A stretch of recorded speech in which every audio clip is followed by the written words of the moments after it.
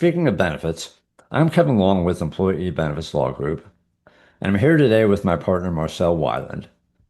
Now, many employers assume that retirement plans have to treat everyone the same, but the coverage rules really don't work that way.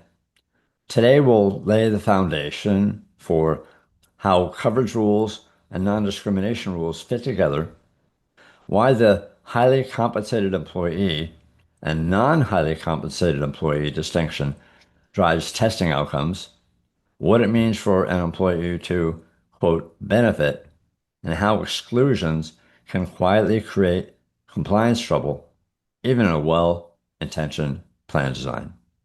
So, Marcel, based upon your deep experience, many employers assume retirement plans must treat everybody the same.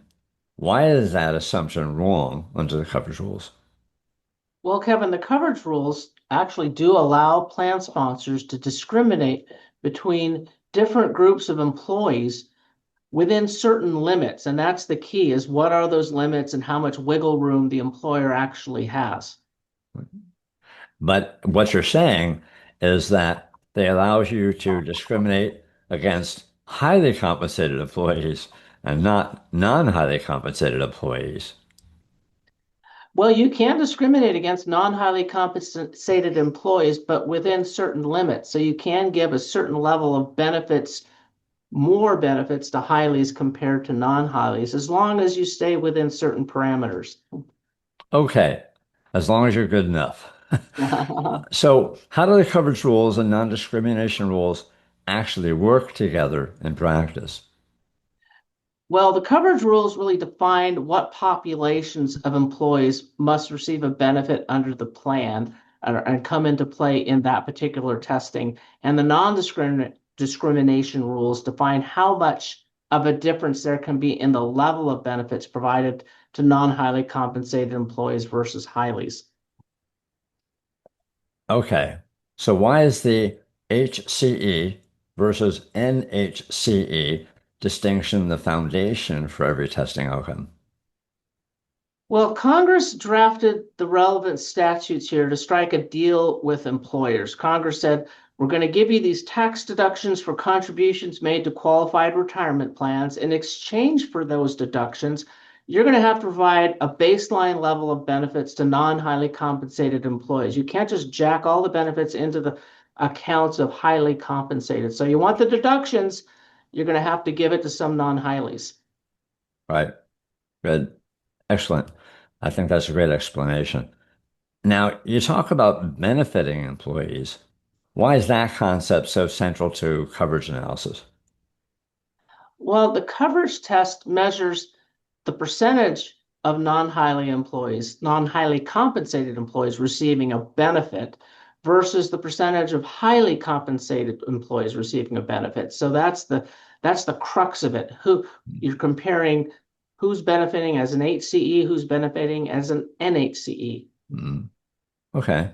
Now, with all that said, when do statutory versus non-statutory exclusions become a hidden source of compliance trouble? Well, when plan sponsors exclude too many non-statutorily excluded employees, like certain groups of employees from a certain location or certain hourly employees, that can be a problem. On the flip side, if the employer is including in the testing both statutorily excluded employees and non-statutorily excluded employees, rather than testing them separately, that's another opportunity for compliance trouble. So would you say that in a lot of cases you see that based upon how companies operate their businesses and how they classify their employees? You mentioned hourlies and different locations and maybe different entities. Do you see it a lot? Yeah, we do see it quite a bit. Different groups of employees, if they're not statutorily excluded, employers will often exclude them or give them a different level of benefits. And that Mhm. is where it can run into problems if you're testing. The statutorily excluded employees are those who like are agent service requirements or they're belonging to a union. And you can statutorily exclude those people who haven't met agent service without having it be a testing problem.